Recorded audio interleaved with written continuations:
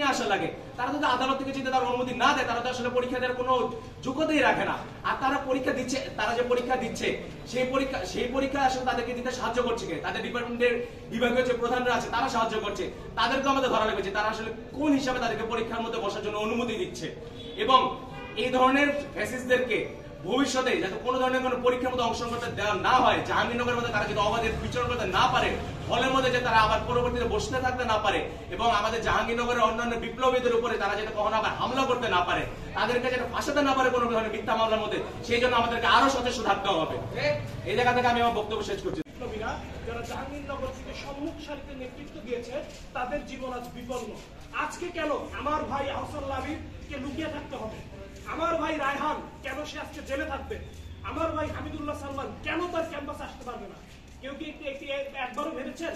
শুধুমাত্র এই ছাত্রলীগ যারা আজ পর্যন্ত বিচারের সম্মুখীন করতে পারলো না, আমাদের প্রশাসন এই ব্যর্থতার দায়িত্ব নিবে না?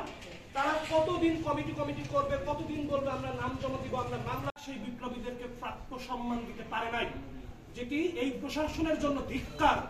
তা আমি মনে করি অতি দ্রুত এই যারা ছাত্রলীগের সন্ত্রাসী আছে তাদের বিরুদ্ধে মামলা করতে হবে, এবং আমার যে সকল বিপ্লবী ভাইরা আছে তাদের বিরুদ্ধে এসব অপপ্রচারমূলক মামলা তুলে এনে তাদেরকে ক্যাম্পাসে পুনর্বহাল করতে হবে।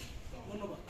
আমাদের ছাত্র ছাত্রী ভাই বোনদেরকে হত্যার উদ্দেশ্যে হামলা করেছিল, তাদের নামে মামলা করে হয়তো দ্রুত সময়ের মধ্যে এদেরকে দৃষ্টান্তমূলক শাস্তির আওতায় না নেন, তাহলে এই দালাল সহ কারা এই সমস্ত জিনিসে মদত দিচ্ছে, কারা এই সমস্ত মত সৃষ্টি করে আমাদের বিপ্লবীদেরকে ছন্নছাড়া করতে বাধ্য করছে, তাদেরকে সমূল উৎখাত করতে বাধ্য হবো ইনশাল্লাহ।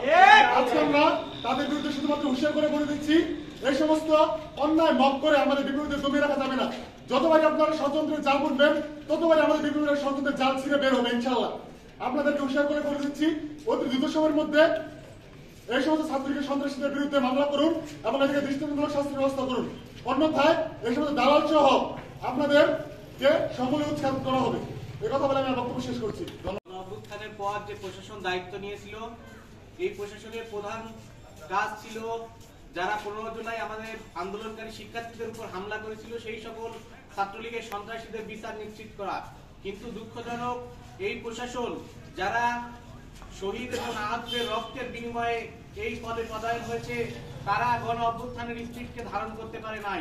গণ অভ্যুত্থানের পর 7 মাস পেরিয়ে গেলেও আমরা এখনো হামলাকারী ছাত্রলীগের সন্ত্রাসীদের বিচার নিশ্চিত করতে পারি নাই। আর স্পষ্ট উদাহরণ আমরা গতকাল দেখেছি যে পরিবেশ বিজ্ঞান বিভাগের 2 শিক্ষার্থী জেলে বসে পরীক্ষা দিয়েছে এবং হাসপাতালে বসে অভিনয় করে ভান করে সে পরীক্ষা দিয়েছে।